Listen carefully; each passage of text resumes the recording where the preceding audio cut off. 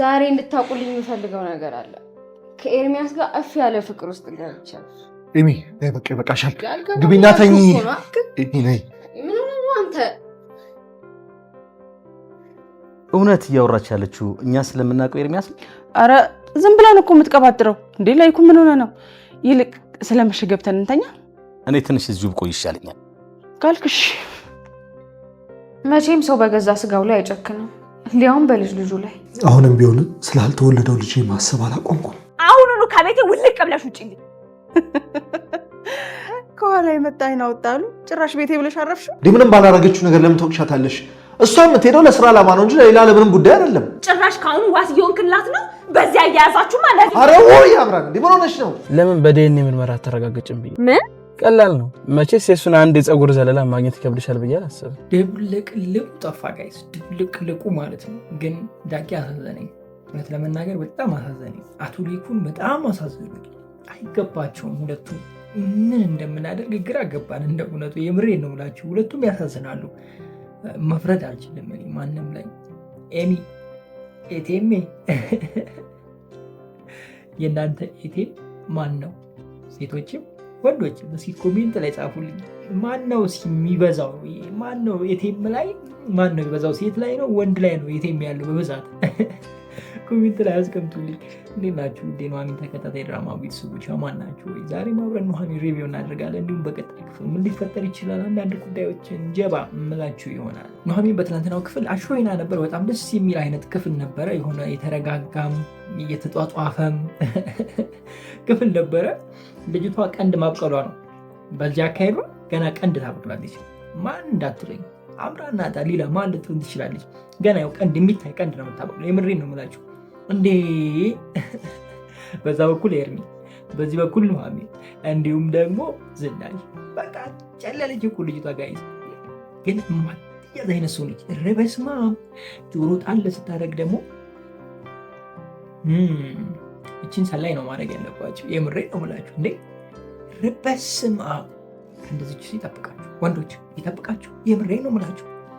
ሰው ገንዘብ ፍለጋ ይሄን ያህል ይሄዳል፣ ይሄን ያህል ርቀት ይሄዳል። በፈጣሪስ ብቻ ከባድ ነው። ኤርሚ ደግሞ ኤቴም ብቻ አይደለም ያገኘው ጋይስ፣ ኔትወርክም ነው ያገኘው። ኤቴም ብር ያወጣለታል፣ ኔትወርኩ ደግሞ ቤት ያለውን አክሰስ ይነግረዋል። ገብቷችኋል አይደላችሁ? የፈለኩት ነገር ተረዳችሁኝ ወይ? ወይኔ ኤርሚ ምን ይሻላል? ያንተስ ከፋ። ቤት ያለውን ኔትወርክ እንዳለ በቃ ያውቋል። ምን እየተፈጠረ እንደሆነ ያውቋል። እያንዳንዱን እርምጃ ያውቋል። ታዲያ ይህ ሰውዬ እንዴት ያመልጠዋል? አሁን ደግሞ ወደ ዳጊ ዞሯል። ፀጉሩን ነቅለሽ አምጪ፣ እኔ ዲኤንኤውን አመጣዋለሁ። ይሄ ከባድ ነው። ይሄ ፈተና ነው። በዚህ ከቀጠለ የዳጊ አባት መሞት በቅርቡ ይፋ ይወጣል፣ ምናልባትም በሚመጡት 2 ክፍሎች ውስጥ።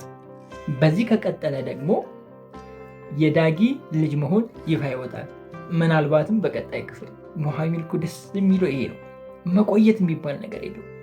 ምንም በቃ መቆየት የሚባል ነገር የለም። ወፍ ላት ነው በቃ። ታሪኩን ወዲያው ጨርሶ ወደ ሌላ ታሪክ። ይሄ ታዲያ እንዴት ነው? ውበት አይሰጥም ጋይስ ለድራማው? እንዳንሰላች በቃ የሆነ አንድ ነገር ጠብቀን ሳምንት ሙሉ አንድ ነገር። ከዚህ በፊት የነበሩ ድራማዎችን ይዋችሁ። የሆነ ነገር በቃ አንድ ነገር ይጀመራል፣ ያቺ ነገር እስክትወጣ ወሩ ሙሉ ግራ ሲያጋቡን፣ አንዴ ወደ ቀኝ ሲነዱን፣ አንዴ ወደ ግራ ሲነዱን። ኑሃሚን ላይ ግን በቃ ባንዴ ነው ጸጥ አድርገው ድብልቅልቅ የሚያደርጉት። እና በቃ ተመችቶኛል። በዚህን ሰዓት የሚያስፈልገን ድራማ እንደዚህ አይነት ድራማ ነው። በቃ በየጊዜው አዳዲስ ታሪክ ሲተካ እኛ ራሱ አይሰለችንም። በቃ በጉጉት እናየዋለን። ይህ ብሎ እየተላዘዘ የሚሄድ ከሆነ ጊዜ የለም። እኛ አበሻ ስንባል ጊዜ በሽ ነው። ግን ጊዜያችንን በአግባቡ ስለማንጠቀም በቃ የሚሰለች ነገር ላይ በቃ ጥሩ አይሆንም። እና ይሄ በጣም አጓጊ የሆነ ድራማ ነው። እኔ ተመችቶኛል በራሴ በኩል። በቀጣይ ክፍል ወደ ገጠር የመሄድ ሀሳብ አለ። ገጠር ከሄዱ ምናልባት አሁን ያለው ኮንዲሽን ሊረጋጋ ይችላል። ይሄ ማለት ምን ማለት ነው? የዳጊ እውነታ ወይም ደግሞ ልጅ መሆን መታወቅ፣ እንዲሁም ደግሞ የአቶ ሌኩን የዳጊን አባት ላይ የተፈጠረውን ነገር ከመታወቅ ይገደባል ብዬ አስባለሁ። ወደ ገጠር ከሄዱ እዛ ጋር ሌላ ቻሌንጅ ይጀምራል ብዬ አስባለሁ። ምናልባት አምራንም ይዞ ሊሄድ ይችላል። እዛ ያለውን ነገር አምራን እያየች ልትፍጨረጨር ትችላለች። እንደዚህ አይነት ነገር ውስጥ ከገቡ እንዳልኳችሁ ይሄ ነገር ወደፊት ይሄዳል። ነገር ግን በቀጣይ ክፍል የሆነ ነገር ሊፈጠር ይችላል። እንጃ እኔ አላቅም። እዚህ ድራማ ላይ መገመት ከባድ ነው።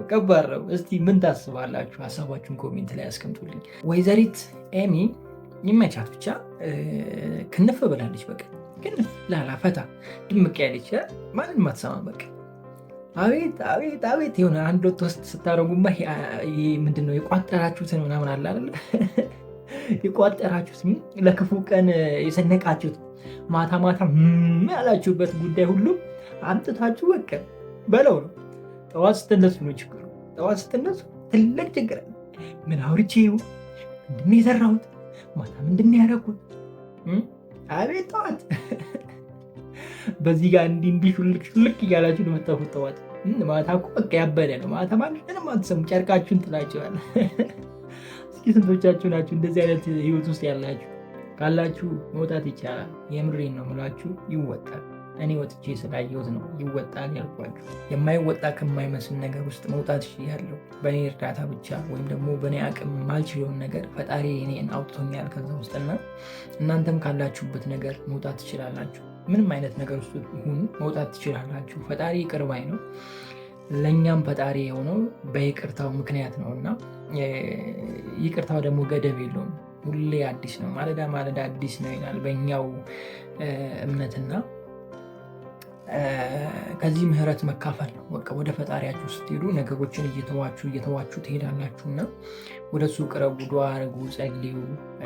ከዛ በኋላ ሁሉ ነገር ይተዋችኋል፣ ትፋታላችሁ ከዛ ነገር። ሜይ ቢ እንደዚህ አይነት ህይወት ውስጥ ያላችሁ ካላችሁ ብዬ ነው። አብዛኞቻችሁ የስራ ሰዎች ናችሁ። እንደነዚህ አይነት ተከታታይ ድራማዎችን የምታዩዋችሁ በተለይ በአረብ ሀገር ያላችሁ ልጆች እንደሆነ አይኖ ቻርት ላይ ስለሚያሳየን ከስራ ጎን ለጎን ራሳችሁን የምታስደብሩበት ወይም ደግሞ የምትደበሩበት በእንደነዚህ አይነት ድራማ ነው። ምክንያቱም ሰው ስለማታገኙ እዛ አካባቢ ላይ አይኖ እረዳለሁ። እናንተ ደግሞ ጠንክሩ፣ በርቱ፣ ይሳካል። ማይሳካ ነገር የለም። በብዙ ፈተና ውስጥ ልትሆኑ ትችላላችሁ። ያልፋል። አልፎ ተሳክቶላችሁ ትመጣላችሁ። አንድ በዚሁ አጋጣሚ የምመክራችሁ ደግሞ የራሳችሁን የሆነውን ነገር በራሳችሁ አድርጉ። ለሰው የምትሰጡ ሰርታችሁ ለሰው የምትልቁ እዛ ፈግታችሁ 2 ፎቅ 3 ፎቅ ወደታች መደዳውን መስኮት ሳይቀር እያጸዳችሁ እዚህ አምጥታችሁ ለወንድ የምትሰጡ ራሳችሁን አታስበሉ። መጀመሪያ ራሳችሁ ትቀድማላችሁ። ኢቭን ከቤተሰብም ራሳችሁ ትቀድማላችሁ። እኔ እንደዛ ነው። አትርዱ ማለት አይደለም። በመጠኑ ቅድሚያ ለራሳችሁ። እዛ የፈጋችሁት ቤተሰብ ወይም ደግሞ እናት አይደለም፣ ራሳችሁ ናችሁ። እዛ የፈጋችሁት እናት፣ ቤተሰብ፣ አባት ምናምን ብዙ መስዋዕትነት ከፍሎ ሊሆን ይችላል እዚህ ያደረሳችሁ። አዎ እውነት ነው፣ ግን በመጠኑ አድርጉና የእናንተን ነገር አስቀድሙ። ከዛ በኋላ እናንተ የተሻለ ቦታ ላይ ስትደርሱ ነገ እነሱን ሳይቋረጥ ማገዝ ትችላላችሁ። አሁን አይመስላችሁም ጋይስ? የሆነ ነገር ላይ ስትኖሩ ወይም ደግሞ የሆነ ነገር ስታደርጉ በቃ ታደርጋላችሁ፣ የሆነ ነገር ትሰጣላችሁ፣ በቃ ያላችሁ መስጠት እንትን ትላላችሁ እና በኋላ ላይ ስትመለሱ ባዶ ነው የምትቀሩት። ባዶ ስትቀሩ ያ የምትሰጡት ነገርም ይቀራል። እናንተም እንደፈለጋችሁ እንዳሰባችሁት አይሆንላችሁ። ስለዚህ መጀመሪያ የእናንተን ነገር ግባችሁ ማሳካት፣ ቋሚ ስራ እንዲኖራችሁ፣ ማረፊያ እንዲኖራችሁ ካደረጋችሁ በኋላ ቤተሰቦቻችሁን በየጊዜው ማገዝ ትችላላችሁ። ገብቷችኋል አይደለ? ዘላቂ የሆነ ነገር ፍጠሩ መጀመሪያ ለራሳችሁ እንጂ እዛ ሄዳችሁ ለወንድ የምትልኩ ሲጀምር ጤነኛ አይደላችሁም። እናንተ ያማችኋል። እውነቴን ነው የምላችሁ። እሰማለሁ። አንዴ የሆነ ኮሚኒቲ ላይ ነበረና እንደዚህ እዛ የምትሰሩ ልጆች ግሩፕ ላይ ተሳትፌ ነበር ቲክቶክ ላይ እና የሆነ ሰው ጋብዞኝ እዛ ላይ ብዙ ነገር ሰምቻለሁ። ብዙ ነገር እና እንደዛ ማድረግ የለባችሁም። በቃ በራሳችሁ አካውንት በራሳችሁ ማድረግ ያለባችሁም በራሳችሁ፣ ለቤተሰብ ማድረግ ያለባችሁ ራሳችሁ በቃ የተወሰኑ እና እኔ እንደዛ ነው ማምነው። ለማንኛውም በጣም ነው የምወዳችሁ። ክፉ አይንካችሁ፣ ክፉ እንደዙ አልፏችሁ፣ ይሳካላችሁ፣ ይመርባችሁ፣ ቀናችሁ ብሩ፣ ሌታችሁ ብሩ ይሆንላችሁ እያልኩኝ እኔ በዚህ እሰናበታችኋለሁ። በቀጣይ ክፍል እስከምንገናኝ ድረስ መልካም ጊዜ። ፒስ። ኧረ ዝናሽ እንደው ምን ይሻልሻል? ኧረ እንደው ወንዶች ካላችሁ እየሰማችሁኝ ካላችሁ ከእንደዚች አይነት ሚስት ይጠብቃችሁ። እንዴ ምን አስባ ነው ጋይስ? ባሏን መልሳ እያጠመደች። እኔ ፈርቻለሁ። ምን እንደፈራው ታውቃላችሁ? የቀረጹ ሰዎች አስፈራርተው ሁለቱንም ብር እንዳይቀበሉ የሰጋሁት እሱ። በገዛ እጇ ነገሩን ወደ ራሷም ወደ ባሏም ወደ ሌላ ቶፒክ እያዞሩት ነው። እንደዛ ነው የሚሰማኝ። ከዚችስ ይጠብቃችሁ። ሌላ ምን ልል እችላለሁ? እንዴት ናችሁ ውድ የኑሃሚን ተከታታይ ድራማ ቤተሰቦች? አማን ናችሁ? ዛሬም አብረን ኑሃሚን ሪቪው እናደርጋለን። ግን አስደነገጠች። ምን አይነት ተአምር ነው ጋይስ? እንደዚህ አይነት ተአምር አይታችሁ ታውቃ? የሌሊ ተአምር ነው። የምሬን እኮ የእውነቴን እኮ ነው የምላችሁ። እኔ አላማዋ ምን እንደሆነ ራሱ አይገባኝ። እውነት ለመናገር ዝናሽ አላማዋ ምን እንደሆነ አይገባኝ። ፋሚሊ ምንድነው አላማዋ? ምንድነው ሀሳቡ? እሺ የሆነ ሆኖ የተፈጠረው ተፈጠረ። ለምንድነው ሪከርድ ማድረጉን የፈለገችው? ወይም ደግሞ እኮ ቮይስ ወይም ደግሞ ራሷ ሪከርድ ለምን አላደረገችም? ይህን ነገር ፐብሊክ ያደረገችው እኮ ሌላ ሰው ይህን ነገር ሪከርድ ያደረገው ማለት እሷም አደጋ ላይ ነች፣ ባሏም አደጋ ላይ ነች። ሀብታም እንደሆኑ ይታወቃል። አስፈራርቶ ገንዘብ አምጦ ሊባሉ ይችላሉ። ምን ማስተማመኛ አላቸው? እንደዚህ አይነት ነገር እኮ ሪስክ ነው እኮ። ቤቱን አምጦ ሊላቸው እኮ ይችላል። መብቱ ነው፣ ማንም አይከለክለው። የምሬ ነው እንዴ። አሁን ለምሳሌ ሪከርድ ያደርጉት አለፋታ እንዴ ቤቱን ነው ልቀቁ ምላቸው። እኔ ዝከል እንደሆነ ለጨዋታው ድምቀት ነው ጋይዝ። ይሄን በቃ እንደዚህ አስቡት። በቃ አሁን እንደምሳሌ ያለንበት ሁኔታ ጥሩ አይደለም አይደለ ጋይዝ?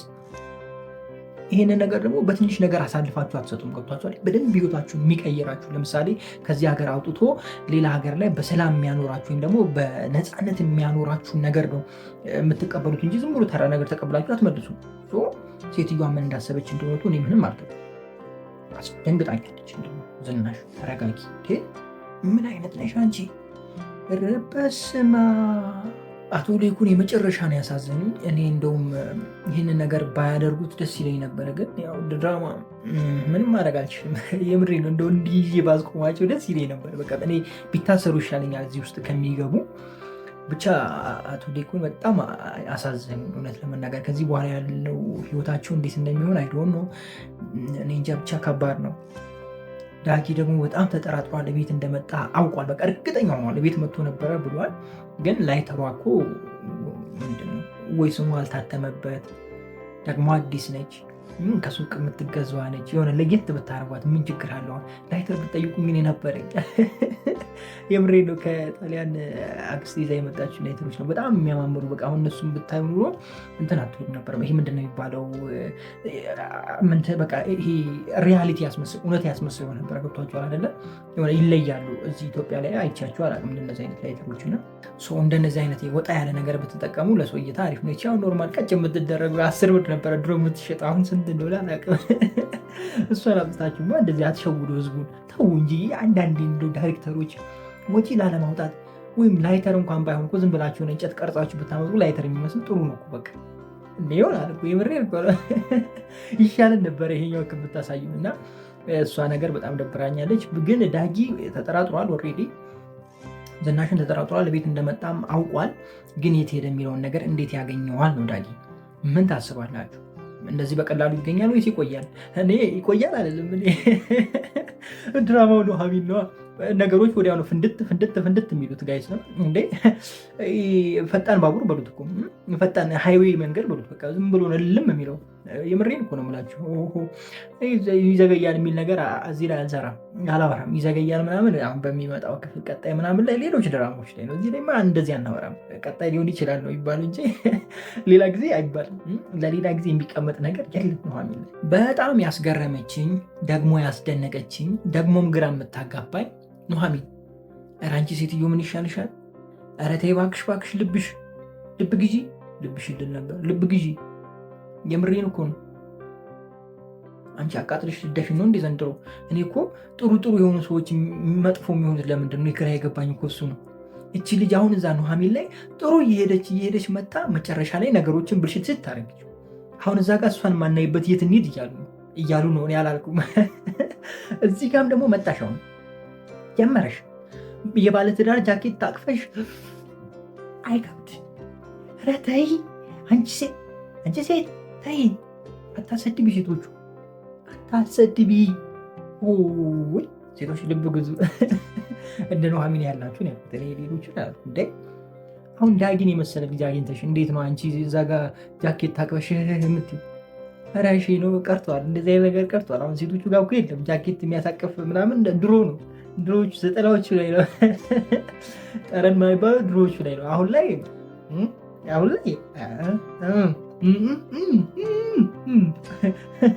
ይገባችኋል። ብዙ አላወራም እንዳላስደብራችሁ፣ ሴቶች ካላችሁ እንዳላስደብራችሁ ሁላችሁንም አይደለም ያለው ጥሩ የሆናችሁ አላችሁ ለራሳችሁ ለቤተሰቦቻችሁ የራሳችሁን ህይወት ለመለወጥ የቤተሰቦቻችሁን ህይወት ለመለወጥ ከሀገር ወጥታችሁ እየተንቀሳቀሳችሁ እየሰራችሁ በሰው ሀገር ውስጥ እያላችሁ አላችሁ ብዙ ስቃይ እየደረሰባችሁ ከባድ ስራ እየሰራችሁ አየሩ ሳይመቻችሁ ምግብ በአግባቡ ሳትበሉ የምትሰሩ ነፍ አላችሁ ራሳችሁን ለመቀየር እናንተን አይመለከትም አሉ። እትየለሌ አሉ። እትየለሌ ነው የምላችሁ እኔ ስም አውጥቼላችሁ እትየለሌ ይባላሉ እነሱ ሰዎች። እትየለሌ ምን አለህ እትየለሌ ይባላል። መኪና ስታይ ነው የምትገባው። መኪና ከሌለ ባይ ምናምን እጃችሁ ራሱ እንዲህ ሲለላቸው ግራ ያጋቡኛል። ከእነሱ ጋር መነካካት አያስፈልግም ጋይስ። እነዚህ ማለት ነው እነዚህ እንትን ናቸው ሁላችሁ ጋይስ። በገዛ እጃችሁ መፈንዳት ታውቃላችሁ አይደለ? እንዴት ነው የፈነዳ? የሆነ የሚፈንጅ ምናምን የሆነ የሚፈነዳ ነገር አስቡና፣ ለምሳሌ ጦርነት ላይ ምናምን የሚፈነዳ ነገር አስቡና፣ እሱን ነገር አስቡና ማለት ነው በቃ አስቡት። እንደዛ ናቸው። እነዛ ለእናንተ በቃ መሞቻችሁ ናቸው። እንደነዚህ አይነት ሴቶች ለትዳር አይሆኑ ለምን አይሆኑ በቃ እነዚህ አግብታችሁ ጨጓራ በሽተኛ ካንሰር ምን ትዳራችሁ የሚያመጣባችሁ። ኧረ ይሄ ብቻ አይደለም፣ ኧረ ሌላም ነገር ይመጣል ጋይስ። ኧረ የማይመጣ ነገር የለም እንዴ ከነዚህ ጋር አባቴ። በሰላም ሀገር በሽታ ልግዛ እንዴ ጋይስ? በሽታ ወደ ቤቴ ላስገባ እንዴ? ምን አደረገች ደጓ የዋህ የሀገሬ ልጅ የብሬን እኮ ታታሪዋ አብረን እንስራ የምትለው አብረን ሰርተን እንለወጥ የምትለው እያለች አናቴ ላይ የምጨፍሯል። ለምን ለነገሩ ያው ለትዳር ላይ ከዚህ በፊትም ተናግሬ ለትዳር ላይ እንደነዚህ አይነት ሴቶች አይፈለጉም። የሚፈለጉት ለሆነ ይገባቸዋል። ከዚህ በፊትም አውርቻለሁ እና ተዋቸው እነሱን። ለማንኛውም ወይዘሪት አምራን ቤት ገብታ ድርቅቅ እያለች ነው፣ ሸብረቅ እያለች ነው። የአንቺ መጨረሻ እየደረሰ ነው። የአንቺን ጉድ እየወጣልሽ ነው። ናሁም ተጠራጠረ ማለት ነገር አለ ማለት ነው። ናሁም አሁን ተጠራጥሯል። ደግሞ ገጠር ሲሄዱ በደንብ ይጠራጠራል። በደንብ ነው የሚጠራጠሩ። ዛኔ ጉድሽ ይፈላል። ምክንያቱም ከኑሐሚን ጋር የመቀራረብ ነገሩ ይኖራል። ከዛ በኋላ ደግሞ ያለው ነገር ያለው ልዩነት ገብቷችኋል አይደለ? ከአምራን ጋር ሲሆንና ከኑሐሚን ጋር ሲሆን ያለው ልዩነት እየከፈተ ይሄዳል። መሀል ላይ ያለውን ክፍተት የተደፈነውን አይን የተደፈነውን ልብ ምናምን ብቅ እያደረገለት ይሄዳል የሚል ሀሳብ ነው ያለኝና ጥሩ ነው። በርቱ፣ ሂዱ፣ ወደ ገጠር ሂዱ። እውነቴን ነው የምላችሁ፣ ሂዱ እስኪ ሂዱና አሳዩን። የት ነው ገጠሩ? እንየው እስኪ።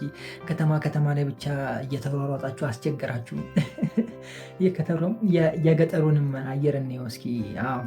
አማርኛ እኮ እሳሳታለሁ፣ ችግር የለውም። ተረድታችሁኛል ብዬ አስባለሁ። ልክ እንደ ጽናት ማለት ነው። በቃ እንደዛ። እስኪ ዞር ብላችሁ ደግሞ አሳዩን። አያት ተብለዋል። አያቷንም እስኪ ያትን ነው ደስ የምትል አያት አምጡልን ጋይስ። ደስ የምትል በቃ የሆነ ፈታ የምታደርገን ቀለል ያለች የምታስተምረን አያት። ልክ እንደ ኖላዊ ተከታታይ ድራማ ያለው ኖላዊ አባት ነው፣ ግን ልክ እንደሱ አይነት ሆኖ ተጫዋች የድሮን ታሪክ እያነሱ ከድሮ ብዙ የምንማራቸው ነገሮች ስላሉ እነዛን ነገር የምናይበት ጊዜ ብታደርጉልን በጣም ደስ ይለናል። ለማንኛውም በጣም ነው የምወዳችሁ፣ ግን ይሄ ነገር ይሆናል ብዬ አላስብም። ምክንያቱም እዚህ ጋር የተጨመላለቁ ነገሮች ስላሉ እነሱ ናቸው የሚደፈርሱት ብዬ ነው የማስበው። ብቻ በጣም ነው የምወዳችሁ። ክፉ አይንካችሁ፣ ክፉ እነዙ አልፏችሁ፣ ሊሳካላችሁ፣ ይመርባችሁ፣ ቀናችሁ ብሩ፣ ሌታችሁ ብሩ ይሆንላችሁ እያልኩኝ እኔ ብዙ ተሰናበትኳችሁ። መልካም ጊዜ። ፒስ። ዳጊ የአባቱ ላይተር አግኝቷል። የአባቱን መሞት ያውቅ ይሆን ወይስ ደግሞ አያውቅም? ምን ታስባላችሁ? እኔ ግን ለእኔ ከባድ ነው። እንዴት ካላችሁ ኑሐሚን ነው ድራማው።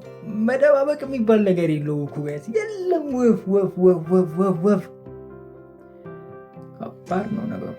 እኔ እንደ እውነቱ ለአቶ ሌኩን ይሄ ነገር አይገባም። የምሬ ነው። እውነት ለመናገር በጣም አዝኛለሁ። ቆይ እመጣበታለሁ። እንዴት ናችሁ ውድ የኑሐሚን ተከታታይ ድራማ ቤተሰቦች? አማን ናቸው ወይ? ዛሬም አብረን ኑሐሚን ሪቪው እናደርጋለን። እንዲሁም በቀጣይ ክፍል ምን ሊፈጠር ይችላል አንዳንድ ጉዳዮችን ጀባ መላችሁ ይሆናል። ኑሐሚን በትናንትናው ክፍል ያምር ነበር። በጣም ደስ የሚል አይነት ክፍል ነበረ። ነገር ግን አቶ ሌኩን ላይ ጫናው ስለበዛ ምናምን በጣም ያሳዝን ነበር። እውነት ለመናገር በጣም ከምላችሁ በላይ በጣም መልካም ሰው ነው። ትሁት ሰው ነው። የሚወደድ ሰው ነው። መልካም አባት ነው። የፍቅር አባት ነው። ይሄ ፍቅርን የሚያስተምር ለአንዱ ሟች ነው። በቃ ትሁት ነው። ምን ብዬ ልንገራችሁ ጋይስ፣ ልክ ኖላዊ ላይ ያለው አቶ ኖላዊ አይመስልም? በቃ ከዛ ጋር የተቀራረበ አይነት አባት ነው እና ለእሱ አባት እንደዚህ አይነት ነገር ውስጥ መግባት እውነት አይገባውም።